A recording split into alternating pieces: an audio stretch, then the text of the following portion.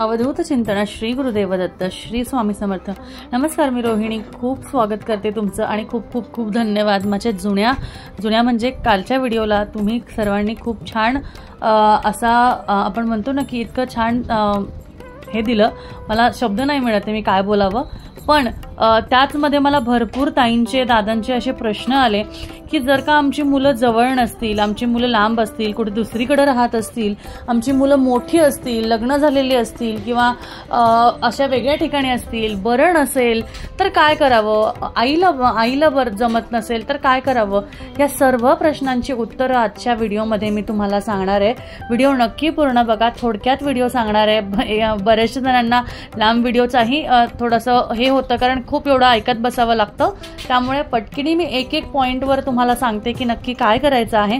सर्वात महत्त्वाचं बघा, जे मुलं जवळ नसतील, तुमच्या जवळ राहत नसतील, कुठेतरी शिकायला वगैरे दुसरीकडे लांब राहत असतील तर त्या आईंनी काय करावं, देवाजवळ एक दिवा लावावा, तुपाचा दिवा लावावा आणि त्याचबरोबर त्या तुपाच्या दिव्यामध्ये 2 लवंगा टाकायच्या आणि तो दिवा लावून देवासमोर प्रार्थना करायची की आमचं मूल जिथे कुठे असेल त्याचं रक्षण करा आणि त्याला कुठल्याच गोष्टीची कमी होऊन देऊ नका आणि त्यांच्या नावाने की माझं मुलाचं संरक्षण नीट होऊ द्या असं स्वामींकडे, आपल्या देवांकडे प्रार्थना करायची आहे।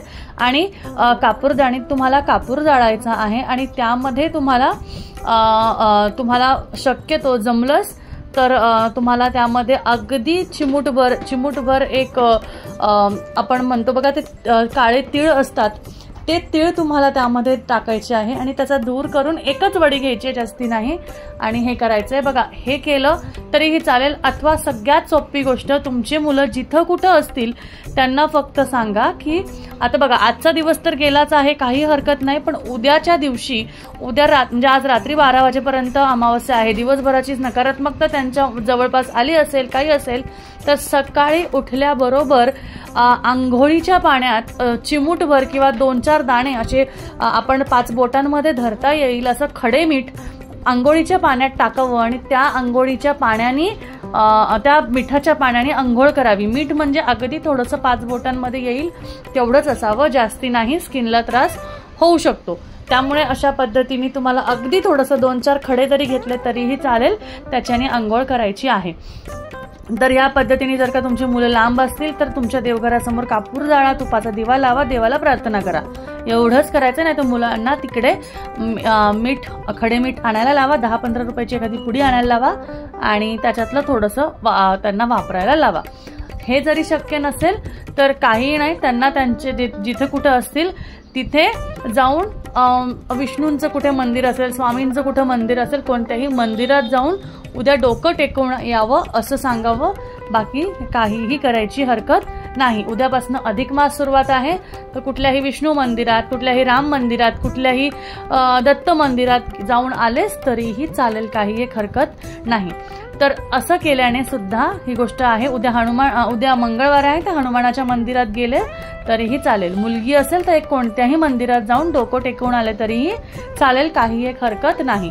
आता बघा, आता दुसरी गोष्ट म्हणजे जर का मुलाला बरं नाही, मुलाला ऐकवत नाहीये तर कसंही तुम्हाला ते बसून तुम्हाला ते करायचंच आहे, त्याच्यानेच त्यातली जी इडापिडा आहे ती बाहेर होणार आहे। त्यानंतर तिसरी गोष्ट म्हणजे जर का आईला प्रॉब्लेम असेल तर दुसरं कोणी केलं तर चालेल का, तर हो, कोणीही केलं, तुमच्या घरात तुमची आई असेल, सासू असेल, बहीण असेल, मोठी बहीण असेल, लहान शक्यतो खूप लहान नसावी, म्हणजे अगदीच एक 7-8 वर्षाच्या खाली नसावी, त्याच्यावरती ज्यांना समजतं अशा असेल तर चालेल, पण खूपच लहान नको। अशा पद्धतीने घरात जो कोणी व्यक्ती अवेलेबल आहे त्यांच्याकडनं हे करावं। घराच्या बाहेरचा व्यक्ती नसला तरी चालेल घरात, आणि अशी कोणी स्त्री व्यक्ती नसली तरी पुरुषाच्या हाती, तुमच्या घरातल्या पुरुषाच्या हाती जरी केलं तरीही चालेल, काही एक हरकत नाही।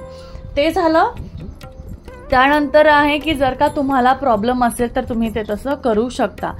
त्याच्यानंतरची गोष्ट होती की अजून मुलं जर का समजा हे करणार नसतील किंवा काही गोष्ट ह्याच्यामध्ये म्हणजे समजा मुलं ऐकणार नसतील किंवा बसत नसतील किंवा काही एक अडचण असू शकेल तर तुम्हाला काही नाही, फक्त आणि फक्त देवासमोर प्रार्थना करायची आहे. बाकी तुम्ही काही करू नका. त्यांची नजर काढा. तुम्ही दिवसभरात म्हणजे आज जमलं नाही तर उद्या वगैरे मीठ, मोहरी आणि मिरची याच्यानी तुम्ही त्यांची नजर काढली तरीही चालेल. तेही जमण्यासारखं आहे. अशा पद्धतीने तुम्हाला ह्या गोष्टी करायच्या आहे आणि ह्यानी तुम्हाला भरपूर छान रिझल्ट्स मिळतील. तुमच्या मुलांमध्ये प्रगती मिळायला लागेल. तुम्हाला तुमच्या मुलांमध्ये प्रगती दिसायला लागेल. तर अशा पद्धतीने जे काही प्रश्न होते त्यांचं मी उत्तर दिलेलं आहे. अजून काही असेल तर कमेंट्समध्ये सांगा. आणि तुम्ही कुठून बोलत आहात, तुमची कोणत्या गावात राहताय, कुठून मला तुम्ही प्रश्न विचारताय, कुठून हा व्हिडिओ बघताय हे मला नक्कीच कळवा. म्हणजे मला नक्कीच आनंद होईल आणि आपण सगळे एका ह्याच्यात जुळू शकू. तर चला, आजचा व्हिडिओ एवढाच. आवडला असेल तर नक्कीच लाईक करा, शेअर करा, चॅनलला सबस्क्राईब करा. परत भेटूया अवधूत चिंतन. श्री गुरुदेव दत्त. श्री स्वामी समर्थ. जय जय स्वामी समर्थ.